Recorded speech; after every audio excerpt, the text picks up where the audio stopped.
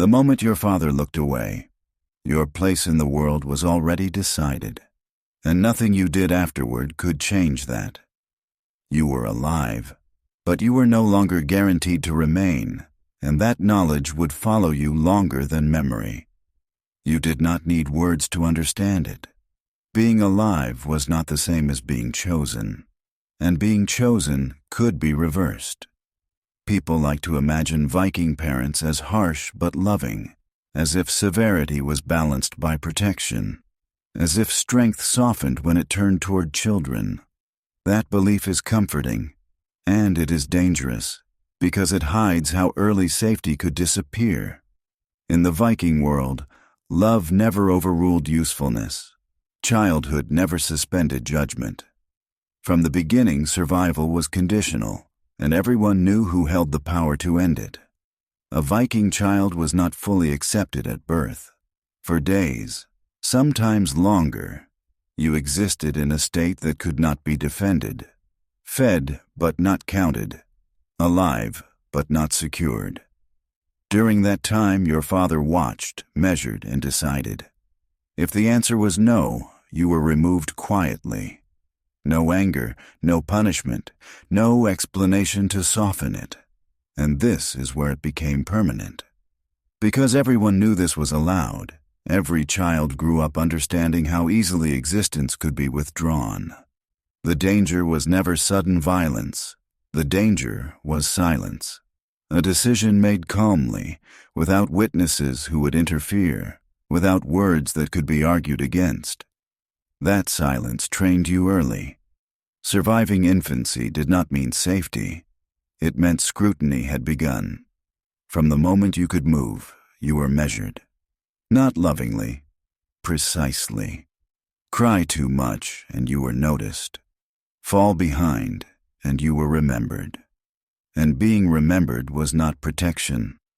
Neighbors watched, not to help, but to judge. A weak child did not just belong to the parents. A weak child damaged the household standing, and that damage lingered longer than injury. So affection was controlled. Touch ended quickly. Praise was rare. Not because parents lacked feeling, but because softness created expectations, and expectations created weakness. This was worse than punishment. A child who expected comfort might fail later, when failure could not be forgiven. Other children learned this too. They noticed who was carried longer, who slowed the group, who cried without comfort. Play was not harmless. It was rehearsal. This is where you learned who could be left behind without consequence. Cruelty did not need instruction. It was observed. An observation was enough. Work came early before your body was ready. Loads heavier than you could safely carry. Responsibilities you did not yet understand. If you failed, no one explained why it mattered. They only remembered that it did. This is where the pressure tightened. You began measuring yourself constantly. Am I useful? Am I costing too much? Am I worth keeping? These questions were never spoken, which made them impossible to escape. Fathers did not raise children to feel secure. They raised them to endure judgment. Silence meant approval. Attention meant danger.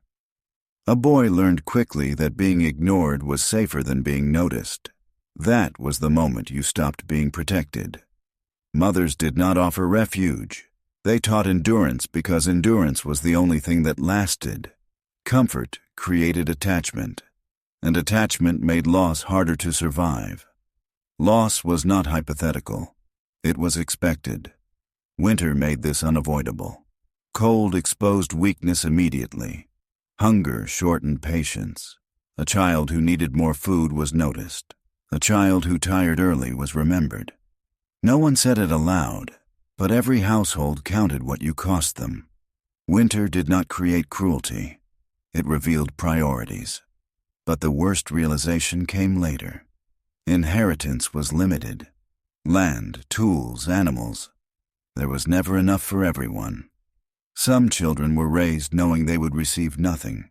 they would leave, serve another household, depend on people who owed them nothing. They were not hated. They were managed. Imagine working every day in a home, eating at the same table, and knowing you did not belong to the future being built.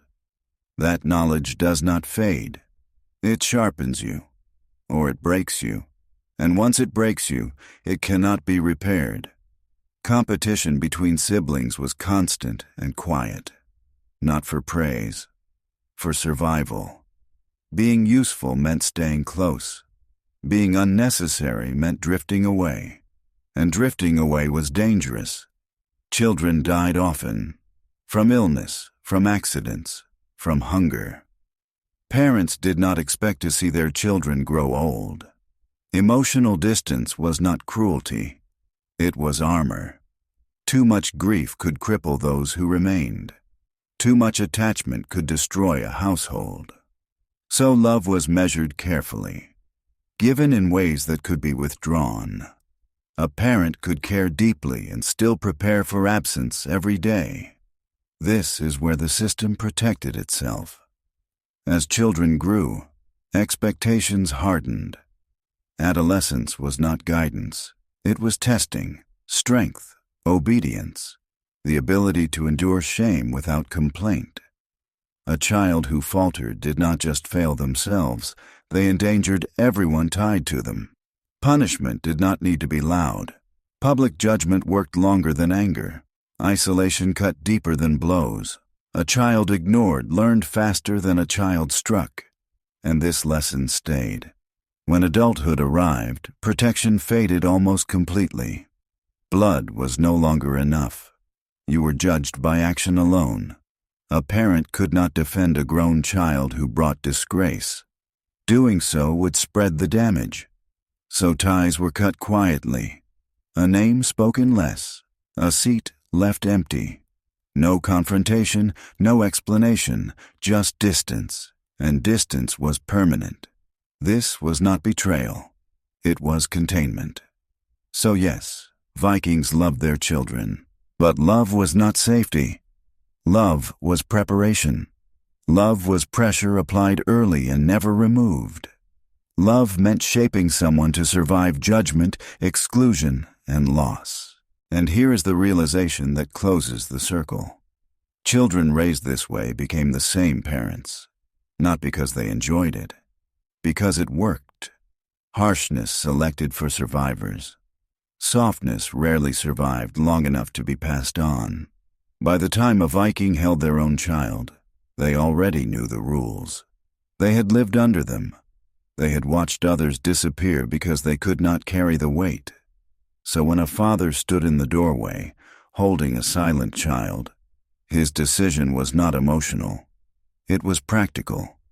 The future of the household depended on it.